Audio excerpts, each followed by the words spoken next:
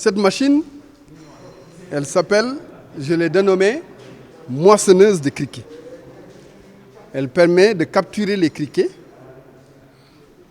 et de les stocker en vue d'une utilisation alimentaire pour les poissons et pour la volaille.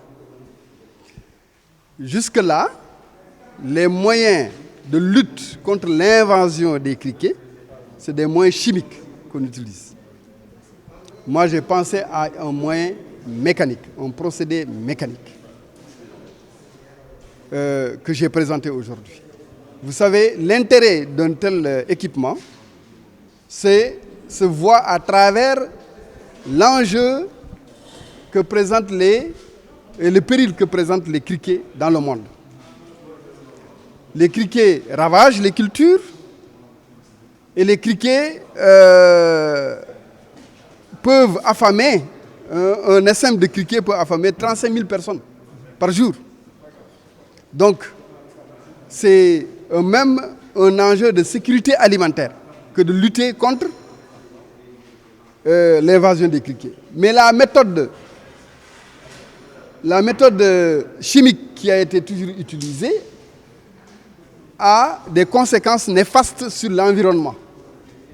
Parce que ça détruit l'environnement, ça aussi attaque le sol. Et donc, ce n'est pas une solution viable. Et c'est pourquoi la recherche en général s'est orientée vers la prévention.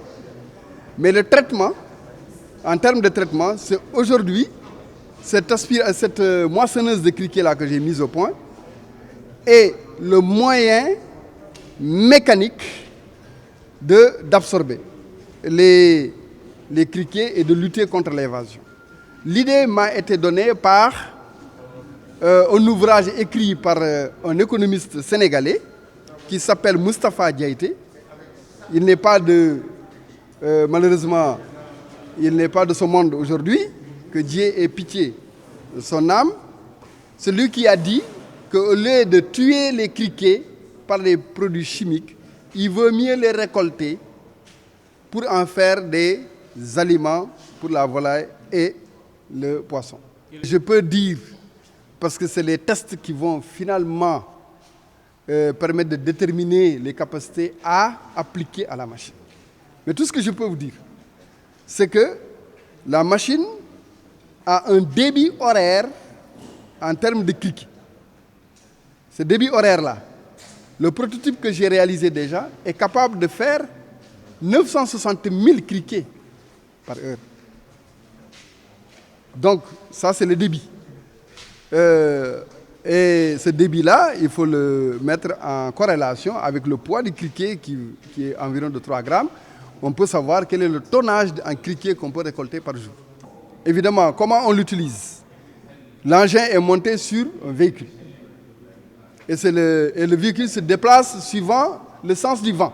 Vous savez que le criquet se déplace dans le sens du vent et il faut juste que le véhicule soit dans le sens contraire du vent.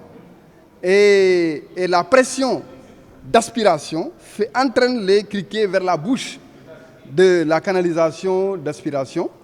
Et donc, il faut avoir un convoi de véhicules, chaque véhicule équipé de la moissonneuse et qui font face à l'essaim. En tant qu'accompagnant de Diakité Kaba Production depuis un certain temps et de M. Sanoussi Diakité aussi, il était normal que ce matin nous nous mobilisions pour participer activement justement à cette cérémonie. Il a été aussi une occasion pour nous de partager un tout petit peu les résultats que nous avons obtenus pour l'année scolaire 2019-2020 parce que naturellement, qui dit lycée parle d'enseignement-apprentissage et en cette période où nous sommes, avec les situations que nous avons traversées, il était important, voire même opportun, de partager ces résultats-là. C'est vrai que nous n'avons pas eu suffisamment de temps pour revenir sur ce que renferment certaines de ces séries, mais on aurait pu quand même revenir sur l'aspect de réforme que justement les séries techniques ont fait l'objet.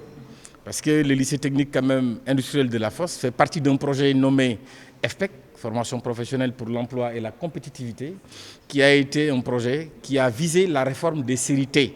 Je vous nomme les séries T1 et T2. Donc ce projet même a tendance à aller vers sa fin, mais quand même c'est un projet qui a valu la réforme réelle des séries T et T1 pour quand même une meilleure employabilité justement de nos apprenants dans ces différentes séries-là.